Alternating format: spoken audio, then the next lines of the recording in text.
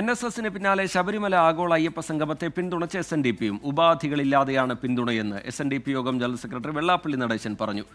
UDF BJP എതിർപ്പുകൾക്കിടയിലും Ayyappa സംഗമത്തിനായി ഒരുക്കങ്ങൾ വേഗത്തിലാക്കുകയാണ് സർക്കാരും തിരുവിതാംകൂർ ദേവസ്വം ബോർഡും. സെപ്റ്റംബർ 20-ന് പമ്പ ത്രിവേണി സംഗമത്തിൽ നടക്കുന്ന അയ്യപ്പ സംഗമത്തെ ചൊല്ലിയാണ് അഭിപ്രായ ഭിന്നത.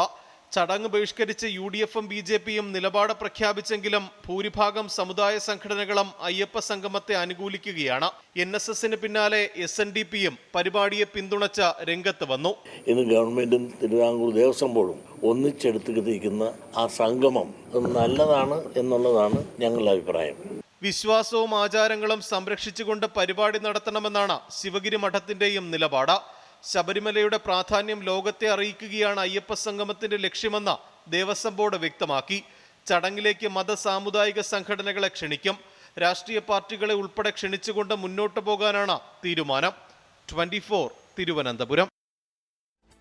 ലോകത്തെവിടെയായാലും ഏത് സമയത്തും 24 വാർത്തകളും ഓഗ്മെന്റഡ് റിയാലിറ്റി പാക്കേജുകളും എക്സ്പ്ലെയിനറുകളും വിശദമായി കാണാൻ ഞങ്ങളുടെ YouTube ചാനൽ നിങ്ങൾക്ക് സബ്സ്ക്രൈബ് ചെയ്യാം.